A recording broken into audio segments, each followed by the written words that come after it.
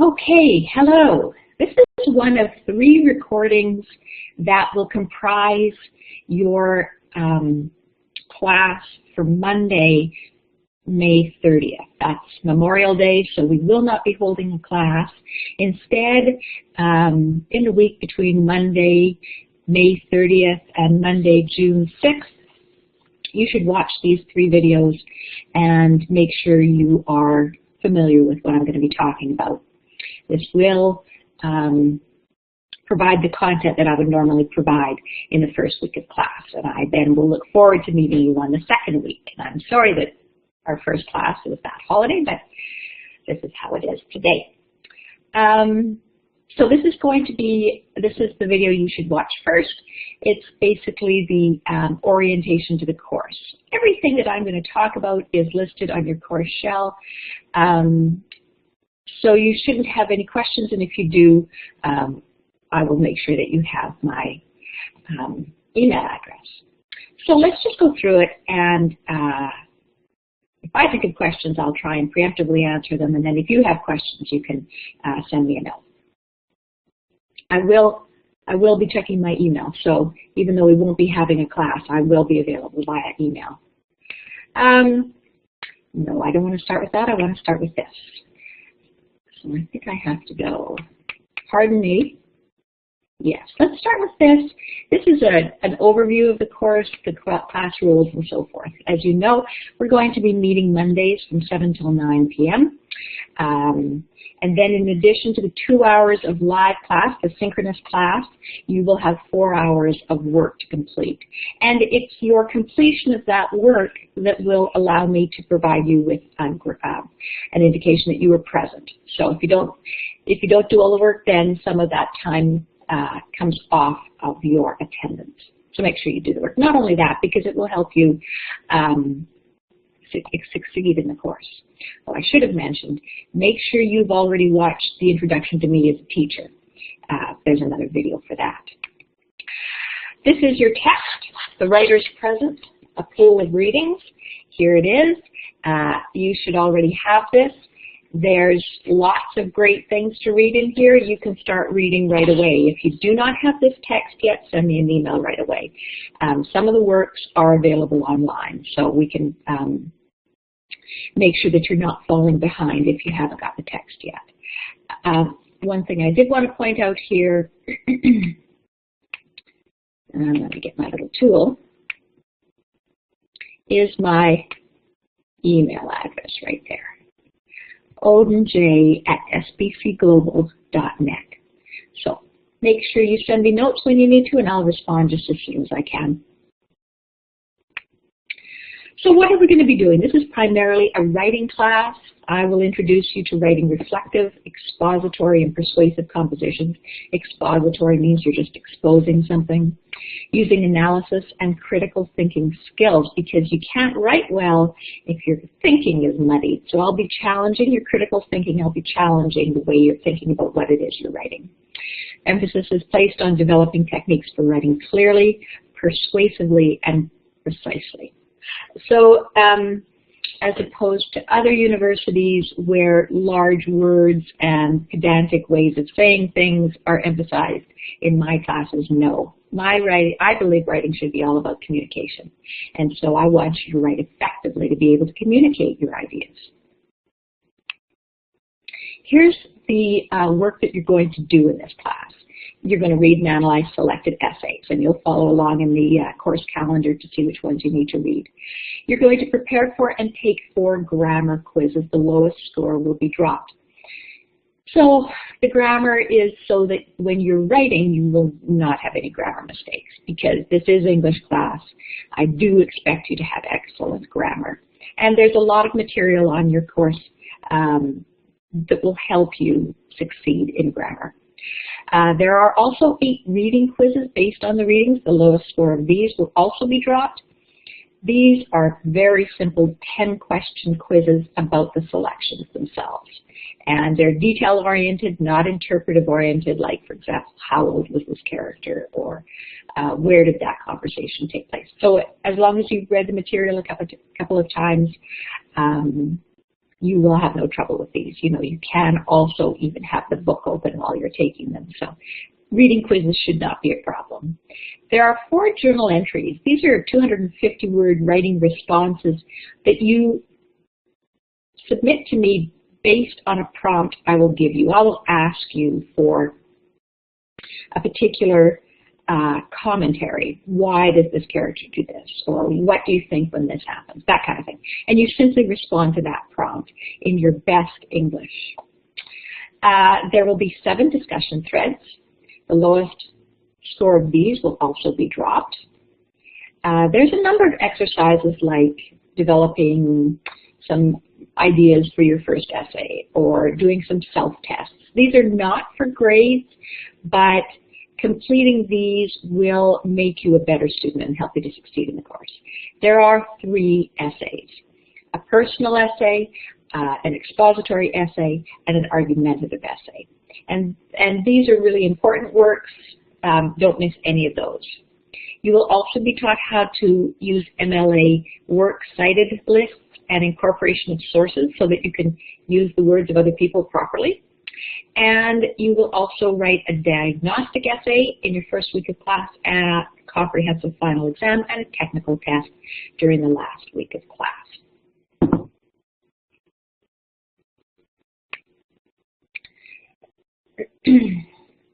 This is the way the grades fall out.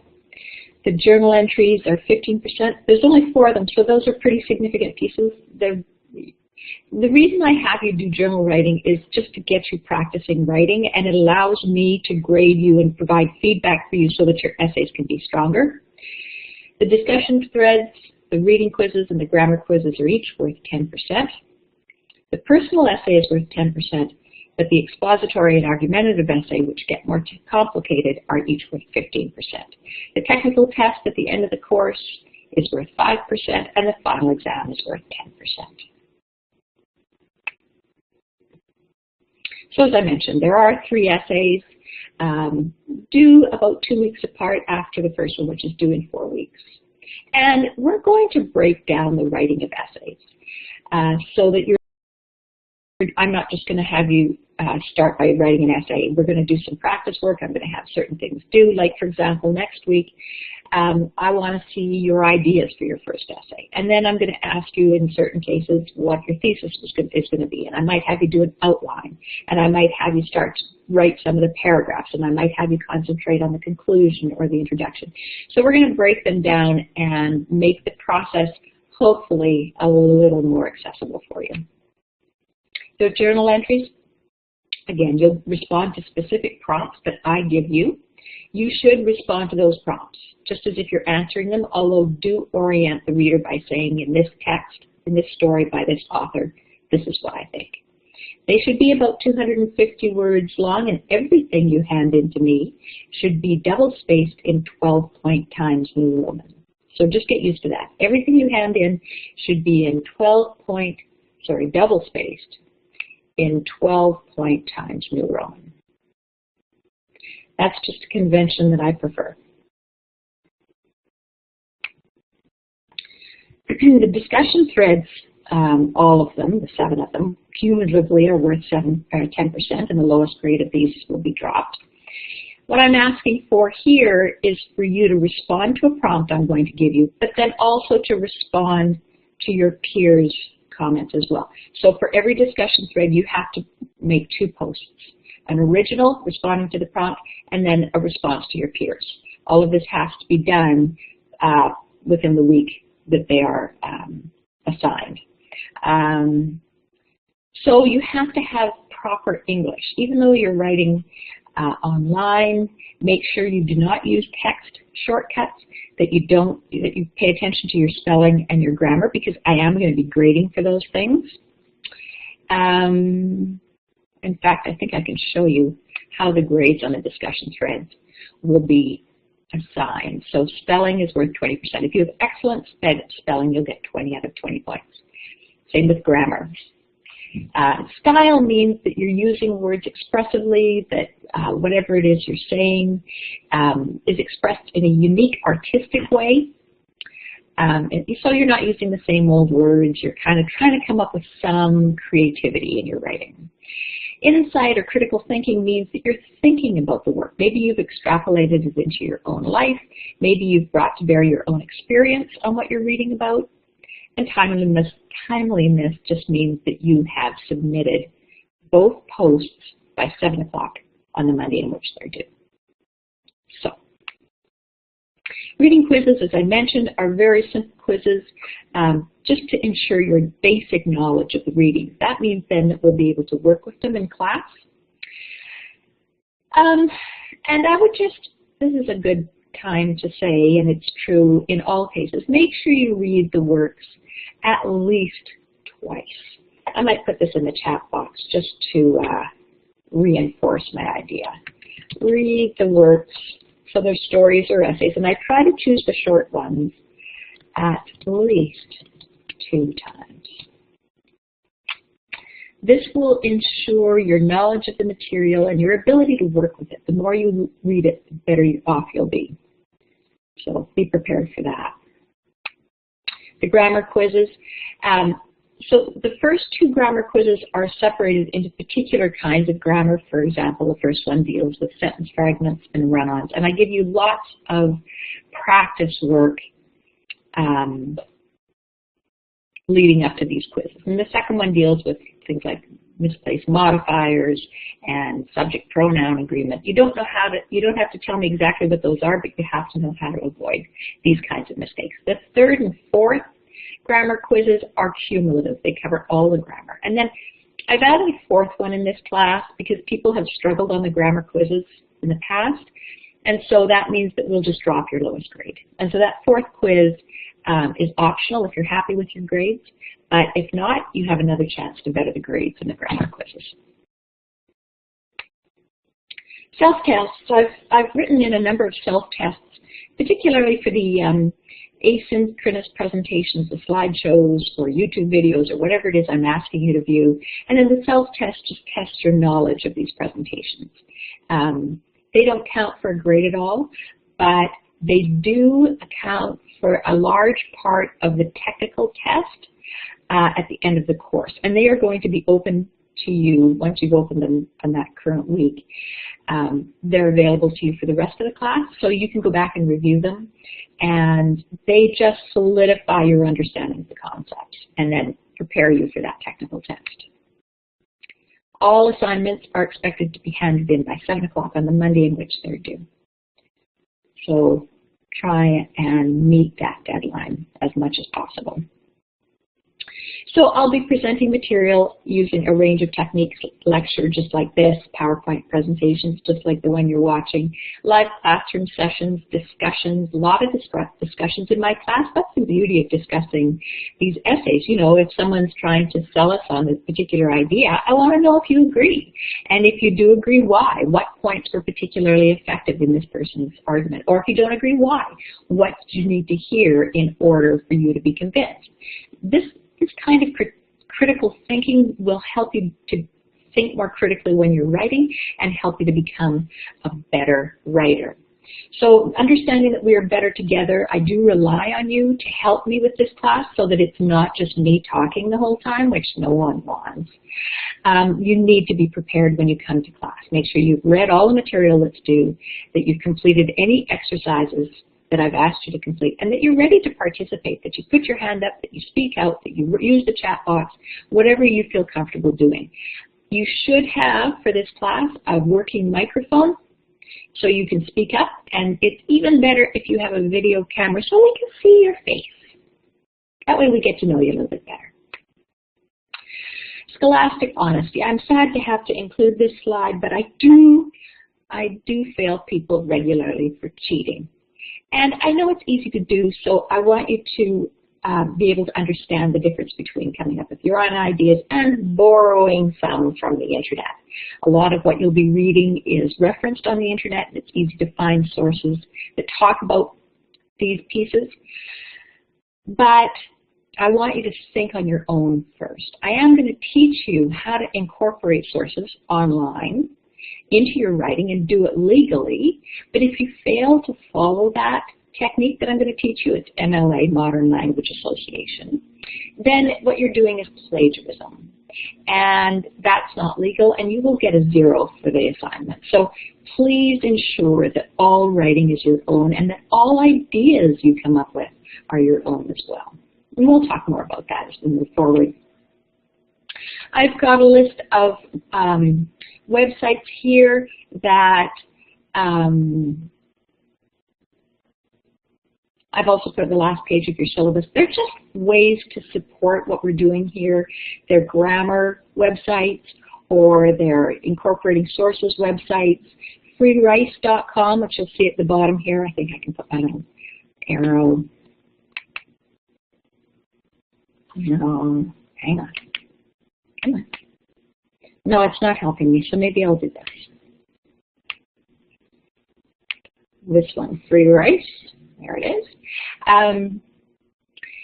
It's a great little website because it has both grammar questions and vocabulary. So if you want to expand your vocabulary, it's a great site to go on. And it has other things like geography and math, but those are not for this class.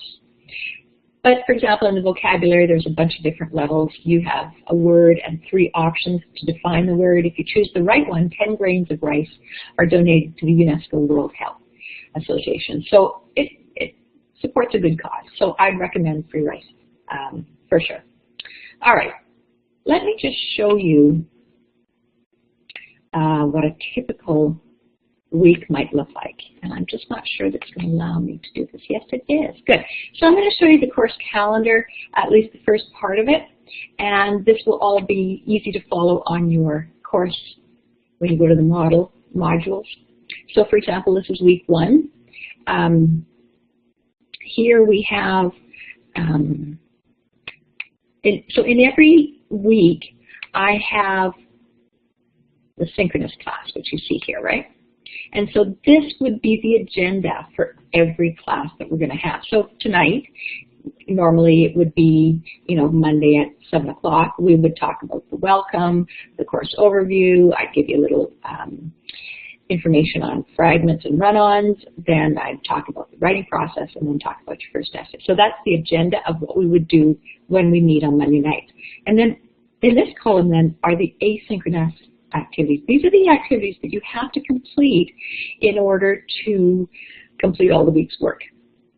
And this is the time that I think it will take you to complete that activity. So you can see every week's time should add up to 4 hours,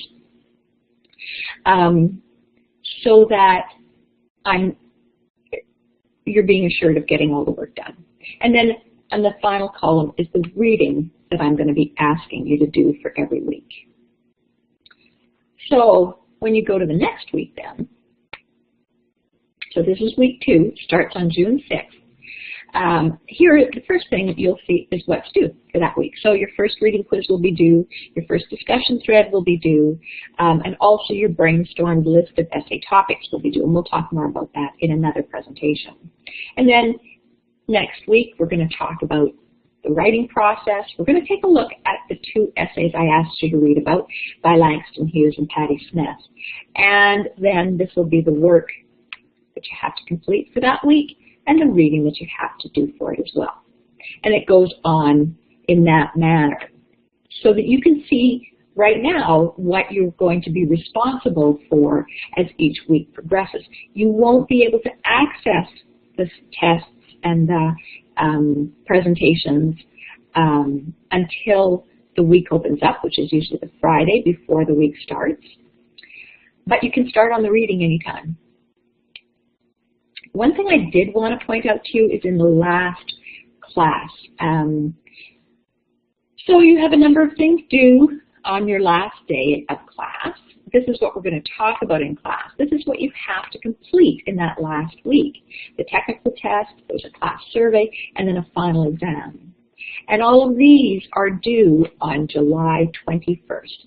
That is not 1 week after your last class. It's about 3 days.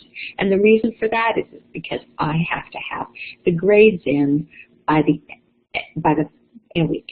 So this gives me enough time to put all the grades together and have them ready for the center. Okay, so I think I've covered everything that I needed to cover in this segment. I hope so. If you have any questions, we can either talk about it in class on June 6th, or please send me an email, and I would be more than happy to respond to you. I look forward to working with you. I look forward to meeting you, and I hope we have a wonderful class together. Thanks for tuning in.